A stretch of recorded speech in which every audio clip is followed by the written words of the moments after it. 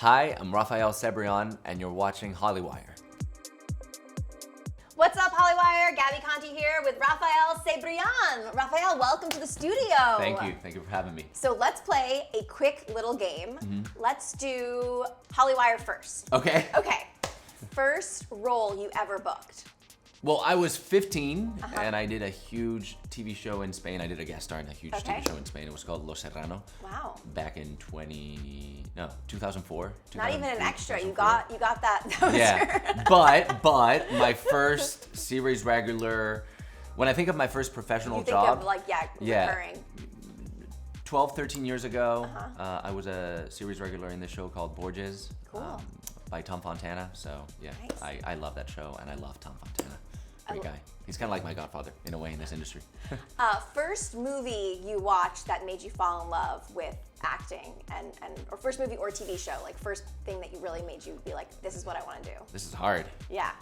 I caught the acting bug when I was 5 years old, and I watched Grease live at the West End in London. So you not even a live performance. Yeah, I was like, Interesting. I want to do that. Wow. Afterwards, Men in Black was a big one. Okay. And Silence of the Lamb was another one. Interesting. I always say that the actors that made me also want to become an actor are Will Smith, John Turturro, and Anthony Hopkins. Awesome. Yeah. That's very cool. So Acapulco, season 3, it's coming up. Hector, I want to talk all about this. Okay. But first I want to start off with connecting you to Hector. How are you similar? How are you different? And how has his journey been so far in the past 2 seasons for you? I think as an actor, every single character that I play is filtered through me. So every character that I've been portraying in my career, there's a little bit of me in it. I wouldn't say, or I couldn't really pinpoint where specifically I'm similar to Hector, but I will tell you that I would love to have his confidence in my daily life. Do you ever channel that? I try to, yeah, I try to, especially when I'm going on meetings or important work stuff, yeah. And so your background is mostly drama, but you started in comedy on the stage, and now Acapulco is a comedy. So tell me a little bit about that journey, and what were you doing on the stage doing comedy? Improv? I was doing improv. Okay. Yeah, I was doing improv in college, and that was really my forte. Comedy was my forte. I wanted to be a comedian actor. I thought I was only going to do the stage. I went to school in Providence, Rhode Island, so I said, you know what, when I graduate, I'm going to go to New York. I'm just gonna do the stage. I'm gonna do the whole comedy scene in New York. And then eventually, a friend of mine was like, you should go to LA. I was like, all right. So I've been here for 12 years.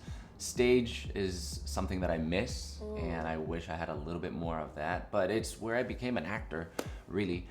And for some reason, when I started working on film and TV, I was doing a lot of drama, especially period drama. So my career just went down that path, and I couldn't get arrested as a comedic actor until Acapulco, which has been the joy of my life. So how did that happen?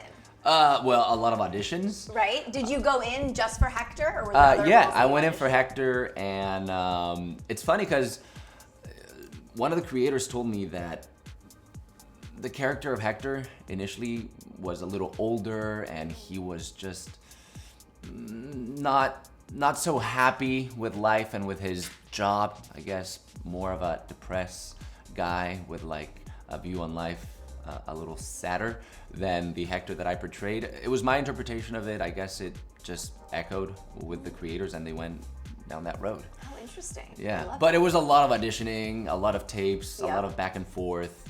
I thought I got the part 3 times, but then it was taken away from me, but then they gave it back. Anyway, you know how it works. Yeah, but yeah.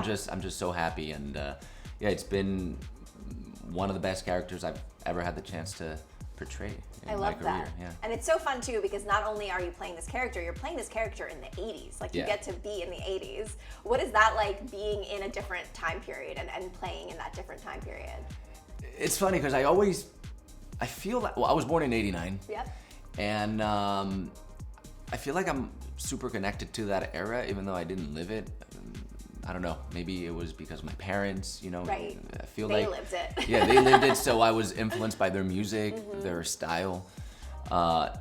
being a part of that is really cool, especially because, we film, the resort where we film is where we live during the 3 months that we're filming Acapulco. Okay, I didn't know that. So yeah, it's kind of a fun situation, but also weird because we're living in the 80s. We're living in a time capsule. Right. We open our doors and right away we're on a set, but the set is all dressed in the 80s. So it's kind of funny, yeah. What's that like being in such close corners when you are filming something? Are there a lot of bonds? Are there any fights? Like, what's the behind the scenes tea?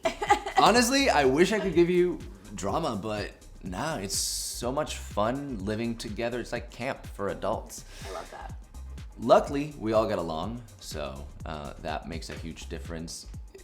We're a big family, and I love it. I really love it. There's no separation between work and personal life. I can't complain. I think it helps the show. It helps relationships on screen, and everything that you see is very genuine, very organic. Yeah, no, there's no beef between us. I love that. Well, speaking of relationships, Hector has a romance. We see it at the end of season 1. It gets into it in season 2. What can you tease about where it's going in season 3? Well, look, the guy is a romantic. He's constantly fighting for love, and finally, in season 3, he becomes the hero of his love story. I'm excited for audiences to see what that's gonna look like, but he is finally living a big romance out in the open. I love that. That's so fun. Thank you so much, and make sure you watch season 3 of Acapulco on Apple TV+.